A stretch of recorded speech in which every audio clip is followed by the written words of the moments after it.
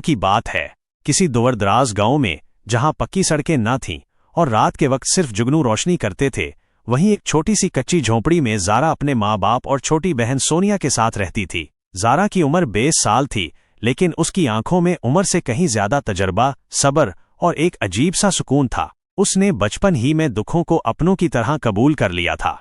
इसके वालिद किसी जमाने में लकड़ियां चुना करते थे, मगर अब बुढ़ापे और बीमारी ने उन्हें चारपाई से बांध दिया था। माँ की बीनाई कमजोर हो चुकी थी और सोनिया, वो अभी सिर्फ 15 की थी, नाजुक, ख्वाब देखने वाली और बहुत हसास दिल की।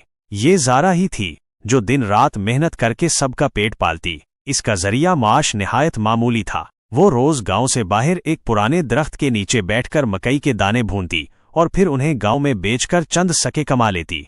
जिस जगह वो दाने भूना करती, वहां एक पुराना घना दरख्त था। इस दरख्त के बारे में गांव वालों का मानना था कि इस पर जिन्नात का बसीरा है, खास तौर पर एक नूरी जिन जो दरख्त के बुलंद तरीन हिस्से पर रहता है। कोई इस दरख्त के करीब न जाता, लेकिन ज़ारा को कभी खौफ महसूस न हुआ। उसे ऐसा लगता था जैसे वो दरख्त उसका मुहाफिज है। इसका साया इसे थकन में सुकून देता और जब वो थक कर पीठ दरख्त से लगाकर बैठती तो उसके दिल का बोझ हल्का हो जाता। अक्सर ज़ारा अपनी बहन सोनिया को भी साथ ले आती। सोनिया उसके करीब बैठी रहती, पुरानी कहानियां सुनाती या ख्वाबों की दुनिया में खोई रहती। ज़ारा उसे बड़े प्यार से संभालती, उसकी हर बात सुनती और समझती, मगर वो दोनों नहीं जानती थीं कि कोई और भी उन्हें देख रहा है। इस दरख्त पर एक नूरी जिन रहता था, हजारों साल पुराना, इल्म और दानाई से मालामाल। इसका नाम शहरबान था। वो इंसानों की दुनिया में मुदाखलत नहीं करता था, लेकिन ज़ारा की सादगी, कुर्बानी और खुलूस ने उसे बदल दिया था। वो जिन अक्सर ऊपर से ज़ारा को देखता जब वो पसीने में शराबूर धूप में झुलसती हुई दाने भूनती। वो सोनिया के मासूम चेहरे को देखता और उनकी आपस की मोहब्बत से मुतासर होता। एक दिन जब ज़ारा बीमार हो गई और घर में फाकों की नौबत आ गई, शहरबान ने पहली बार इंसानों की दुनिया में कदम रखा। वो एक मुसाफिर के रूप में आया, ज़ारा से दाने खरीदे और जाते जाते सोने की अशरफियां देकर गया।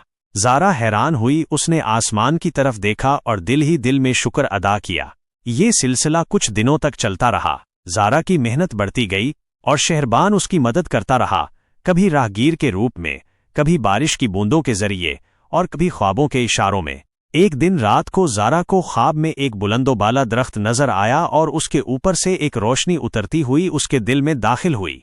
ख्वाब में एक आवाज आई, तुम्हारी मेहनत, तुम्हारी मोहब्बत, तुम्हारा सब्र, ये सब मेरे दिल को छू गए। मैं शहरबान हूं, दरख्त का निगहबान। तुम अकेली नहीं हो, अब तुम्हारे दर्द की रखवाली मेरी जिम्मेदारी है।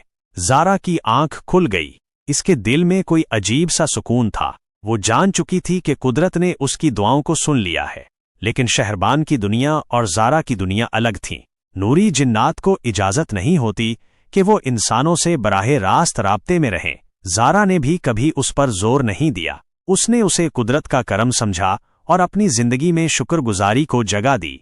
वक्त गुजरता गया, ज़ारा का कारोबार चल निकला। वो अब सिर्फ दाने नहीं भूनती थी, बल्कि गांव की औरतों के साथ मिलकर कई और अशिया भी तैयार करती। उसने एक छोटा सा मरकज बनाया जहां सोनिया लड़कियों को पढ़ाती। बूढ़े माँ बाप का इलाज हो गया और जिंदगी में पहली बार राहत आई।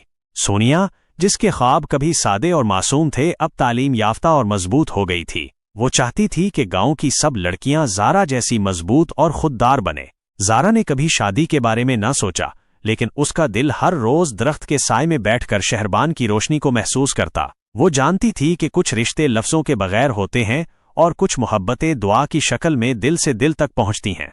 क्योंकि ज़ारा ने सिखाया था, मोहब्बत सिर्फ लेने का नाम नहीं, कभी कभी खामोशी से कुर्बानियां देने का भी होता है। और वो मोहब्बत जो कुदरत से हो, वो कभी मर नहीं सकती।